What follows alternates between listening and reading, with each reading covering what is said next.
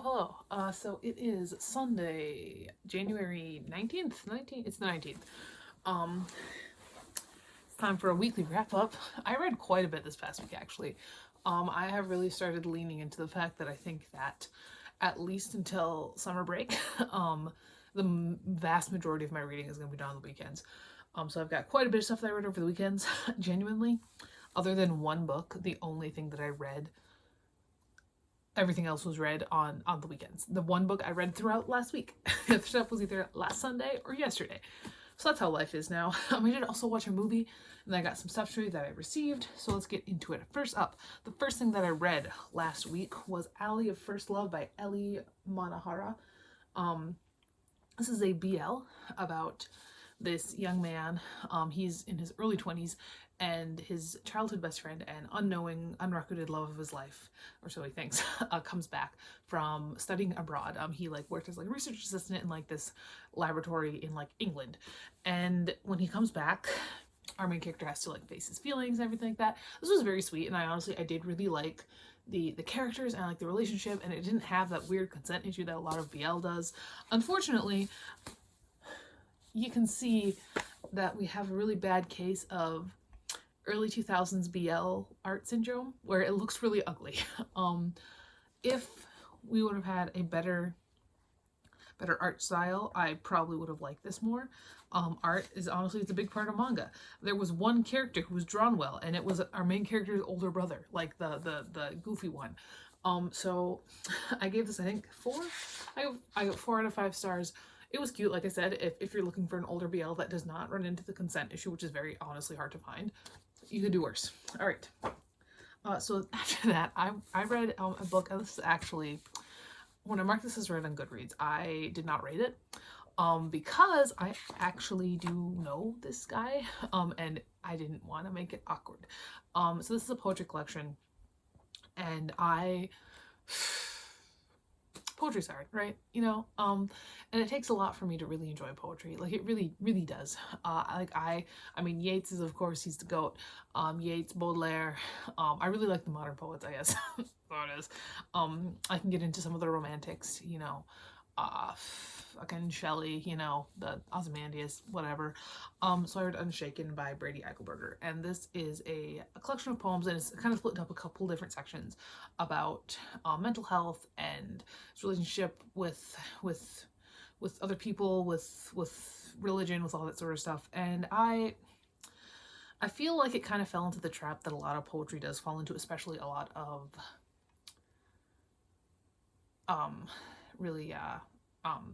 amateur poetry falls into, where it is really scared of using words that might have a strong connotation one way or the other. And I couldn't really, it wasn't willing to cut the fat away in a lot of places. I gave it 2 out of 5 stars. It wasn't the worst thing I've ever read. It wasn't the worst amateur poetry collection I've ever read either. I've read much worse. This is something that I feel like, I don't know, I feel like, because I've written some poetry, and mostly it was for school, but I feel like, especially if we're modern, if we're in the modern age, we should be running more along the lines of the beats than whatever this was trying to do. I gave it 2 out of 5 stars. All right, then I finally, after several months, I've been downloading all of my vlog clips from Dropbox over the past couple of weeks. I gotta do it fast. I got 10 days left on the free trial. And back in October, I started this book, and that is Lair of the Eldritch Dark by Clark Ashton Smith. I finally finished it. Lair of the Eldritch Dark is I believe it's all of Clark Ashton Smith's work. It's all of his. His short stories, his poetry, his prose poems, all of it. Some of his artwork, some sculptures that he made, that take photos of them, some paintings. Clark Ashton Smith, as far as I can tell, is a much less racist H.P. Lovecraft. If you are really into the Lovecraftian horror, but you can't deal with what he named his cat, Clark Ashton Smith may be for you. I'm not saying it's perfect. It is from the early 20th century, and there are sometimes some moments or phrases that are that's not how we would probably say that today. But overall, it's not overtly racist in a lot of ways. I haven't read Lovecraft. I know it's crazy. I can't really speak to that, but Clark Ashton Smith, I have read, and I can say he's not super racist.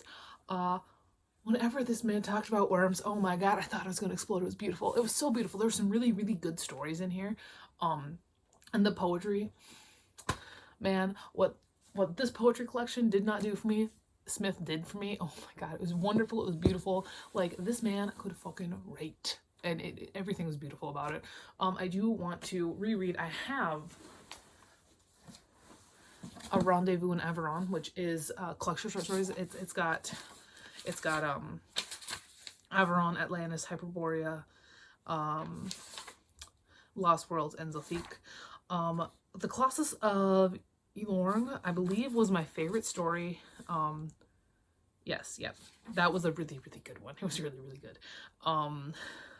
Man. So a lot of these, yeah, I'm like reading these, I'm like, oh, yes, and The Coming of the White Worm.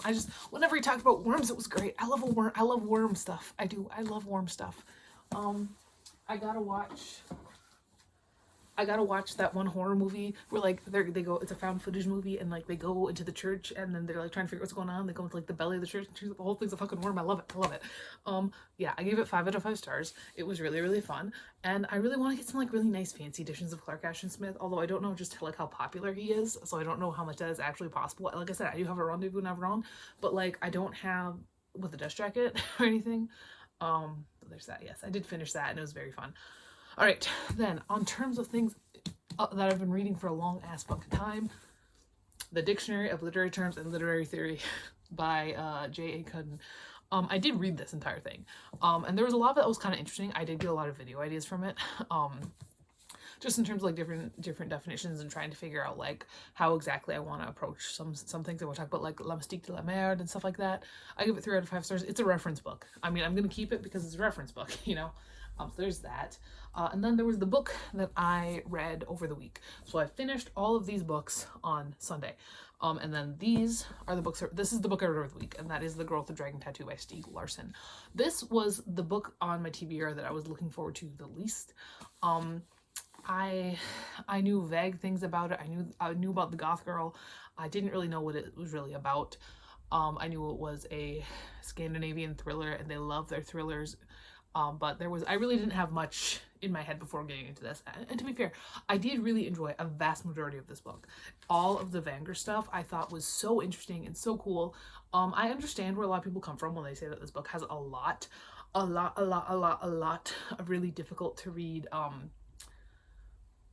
gratuitous violence against women. There's a lot. There's genuinely, there's so much. And it's all very, very graphic. But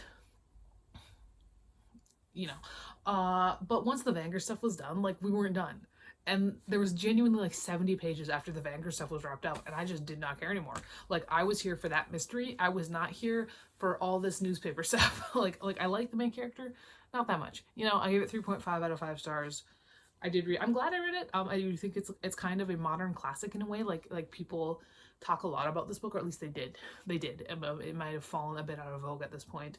I'm vaguely interested in seeing the movie. Maybe if I see the DVD at Rock 30 or something like that. But there's that. And then what I read yesterday and I guess Friday night, I did read The Man Who Came Down the Attic Stairs by Celine Liu, which is a very short graphic novel talking about like postpartum depression. So yeah, basically it follows this woman who, her and her husband move into this new house, and she has a baby, but this baby just will not stop screaming, and that's kind of all I'm gonna leave it with. It's sad. It's a very sad book. I think it's so short though. I like the art, but again, it's so fucking short. Like, you can't really get lost in it. So I gave it, how much was it, a 3? I gave it 4. I gave it 4 out of 5 stars. All right. After that, I read another book on my Kindle, and this is a book that actually, so one of my coworkers, I teach elementary school, I teach 5th grade, and in our 5th grade, we got 2 3rd grade, 2 4th grade, 2 5th grade teachers, and each of us is kind of in a little pod. So my 3rd grade teacher in my pod, she wanted me to read this book so fucking bad that she bought me a Kindle copy of it and like had it sent to my Kindle. And it was $3. I'm like, oh, thank you. And when you hear what book it is, you might be like, what the hell? It's Satan's Affair by H.G. Carlton. This is the prequel to the Haunting Adeline stuff. And I read this honestly as like a straight horror novella. This follows this girl, and she like lives in like a traveling haunted carnival, and she has this thing where she can like smell when people are evil, and when she smells somebody who's evil, she like kidnaps him, and her henchmen like murder him, and she gets really horny about it. Honestly, I have this whole kind of thing brewing in my head about dark romance versus extreme horror and how they're really kind of the same thing, except honestly, dark romance is some of the stuff that makes that extreme horror lacks, that makes it a little bit closer to 80s splatterpunk than extreme horror is. Not to give up my thesis too early. I didn't hate this. I didn't. I was not expecting very much of it, and honestly, in the first chapter when she's singing the fucking Freddy, like, 1-2 Freddy's coming for you, I thought that was a little bit ridiculous. That was a little cheesy, but I didn't hate it. I think I gave it 4 out of 5 stars. It wasn't bad. Honestly, if you're reading it as a romance kind of thing, I can understand, like, yeah, this is not good. But if you read it as a horror novel with a lot of sex in it, it's like, whatever, you know? All right, then I watched a movie. We do this, that, and these two. I just haven't watched one in several weeks. I watched Fear.com, which came out in 2002, right? 02?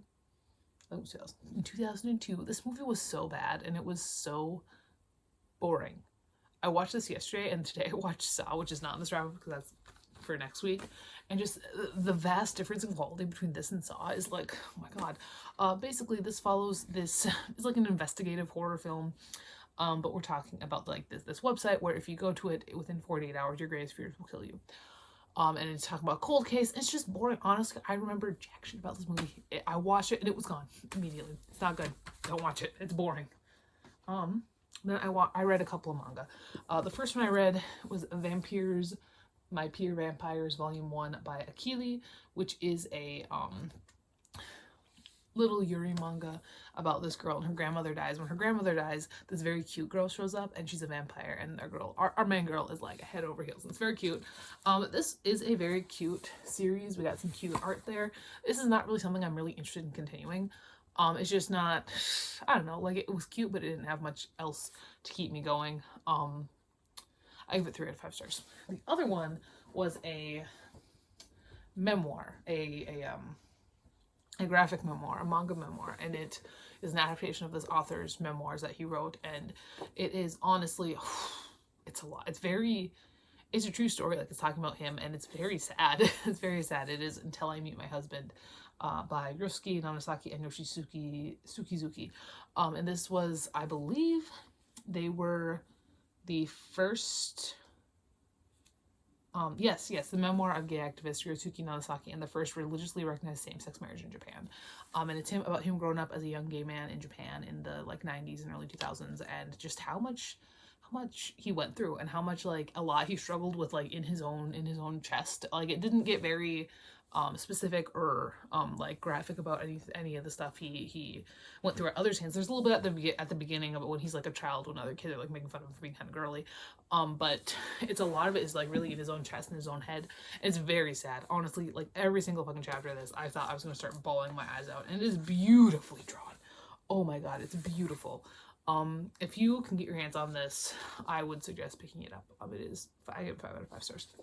So if I take a look at these and what I'm getting rid of, I never get rid of these. I never get rid of DVDs till the end of the year. I think I can definitely get rid of The Man Who Came Down the Attic Stairs. Alley of First Love I'm getting rid of. Unshaken I'm getting rid of. I'm keeping this. This is a reference book.